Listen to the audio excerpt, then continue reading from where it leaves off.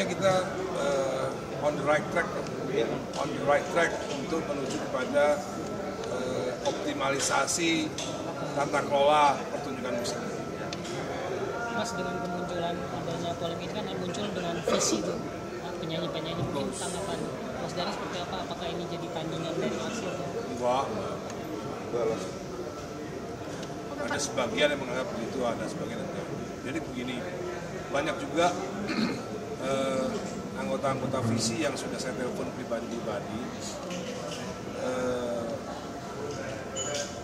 Saya lihat dari 30 penyanyi ya, yang bela Agnes cuma satu lah, Once Michael. Kayaknya nggak ada yang bela. Saya kok kenapa sih? Kenapa ketawa? Jadi visi itu nggak ada yang bela Agnes kecuali Once Michael. Jadi saya udah telepon Rosa misalnya ya, Cak, seandainya kamu ditelepon sama pengarang lagu Yovie Widianto, misalnya Yovie Widianto telepon Ocha, Cak, gue pengen ketemu dong mau ngomongin hak ekonomi gue, lu terima nggak? Ya terima lah mas, gitu. Saya telepon Raisa, seandainya di Lestari telepon kamu pengen ngomongin hak ekonomi dia, kamu terima nggak teleponnya? Kamu temuin nggak? Ya temuin dong mas, gitu. Jadi kebanyakan penyanyi tidak setuju dengan cara-cara Agnes tidak menemui, kok ketawa? Ini sebenarnya saya nggak ngarang-ngarang bang. Bener. Boleh diklarifikasi ke ini juga etika dan adab soalnya. Iya. Jadi rata-rata semua penyanyi itu nggak ada yang seperti Agnes. Rata-rata kalau ditelepon sama pengarang lagunya pasti ditemukan. Nggak mungkin. Ini kan yang jadi masalah, yang jadi lebar peristiwanya kan ya gara-gara Agnes tidak menghargai pencipta lagunya gitu. Bahkan tidak menganggap teman lagi. Coba dikutip itu dari We Are Not Friends. We are not friends. Jadi Corbuzier ya. Podcast dari Corbuzier. Bayangin aja, kasihan loh. Ari Bias nonton dari Corbuzier tuh sampai matanya mengalir berkaca-kaca. Gak dianggap teman. Pak, tapi dari adanya Tadi kan udah menjawab soal visi ya.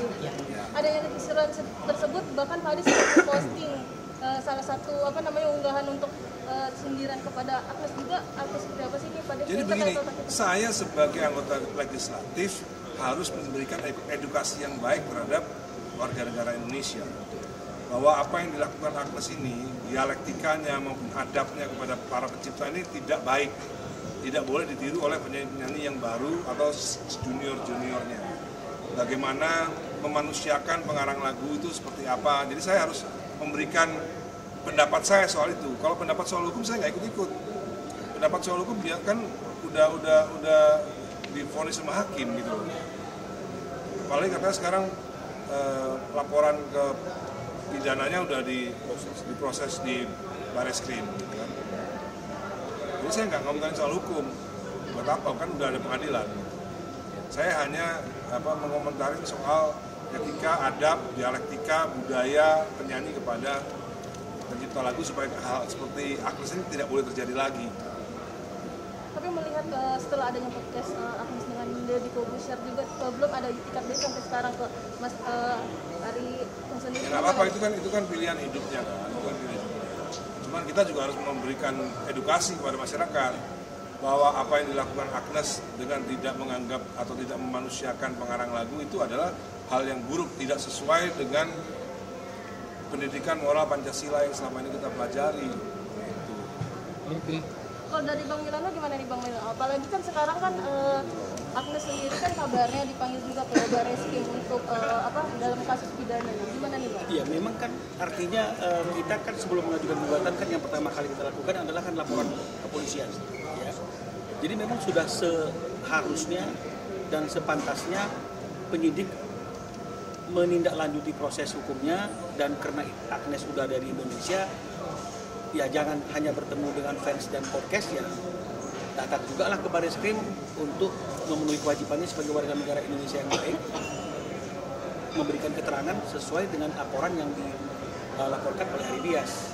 Jadi kita lihat aja hasilnya, karena penyidik berjanji kepada kami kan minggu ini kan berakhirnya di hari ini, hari Jumat kan begitu, karena besok kan bukan hari kerja. Jadi tadi teman-teman media sudah menginformasikan lagi menunggu di Bareskrim. Ya kita lihat saja hasilnya, apakah dia taat untuk memenuhi panggilan pihak kepolisian memberikan keterangan hari ini atau mungkin menundanya. Nah, jadi semoga hukum itu tidak tidak membeda-bedakan, tidak mendiskriminasi kan gitu. Mau siapapun dia, nama besar sekalipun, kalau memang sudah melanggar aturan ya wajib untuk bertanggung jawab dan diperiksa oleh pihak penyidik. Tapi ini mungkin pemanggilan yang pertama kali atau sebelumnya sudah pernah dipanggil sih Bang? Sebelumnya sudah pernah dipanggil ya, tapi karena alasan yang bersangkutan tidak ada di Indonesia, mungkin sampainya panggilan tidak sampai. Tapi sekarang kan ini artinya dia sudah ada di Indonesia dan sesuai dengan informasi yang didapat oleh penyidik ya, minggu ini ya kita berharap hari ini dia datang dan dia memenuhi kewajibannya untuk memberikan keterangan sebagai terlapor. Terkait dari tapi kalau regulasinya berjalan lancar, kira-kira lebih besar mana 2% dari tiket tapi dibayar di akhir atau 10% dibayar di awal untuk penciptaan?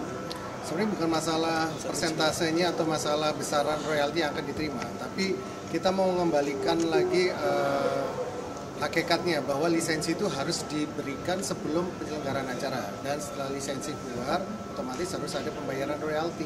Sebenarnya ke arah situnya. Jadi jangan karena besarannya yang 2% itu lebih sedikit, hitung-hitungannya daripada yang 10% dari honor artis, bukan seperti itu, tapi kita mau kembalikan hakikatnya. Prinsipnya adalah bahwa lisensi itu harus diberikan oleh pencipta lagu kepada penggunanya, yaitu penyanyi. Karena selama ini kayak dikaburkan, kayak dihilangkan bahwa tanggung jawab meminta lisensi atau izin itu kepada I.O. atau penyelenggara. Padahal bukan. Padahal di dalam Undang-Undang Cipta itu jelas disebutkan bahwa pengguna, correct me if I'm wrong ya, adalah pengguna. Nah, pengguna itu siapa? Pengguna itu sampai kita Google aja, sampai kita tanya ke AI aja, pengguna itu adalah penyanyi. Jadi udah jelas bahwa Undang-Undang Cipta ini sebenarnya melindungi pencipta lagu, melindungi karya cipta, dan juga pasti akan melindungi ekosistem para pencipta lagu juga. Jadi sudah jelas sebenarnya. Jadi bukan masalah besarannya. Lebih pada lisensi itu harus diberikan sebelum penyelenggaraan acara. Oke. Ya, aman. Sudah kasasi. Kasasi sudah dilakukan tanggal 12 Februari kemarin ya. Cuma artinya itu memori kasasinya belum sampai ke kami, sehingga kami belum bisa membuat bantahan atau kontra memori kasasi. Kalau kasasinya sudah.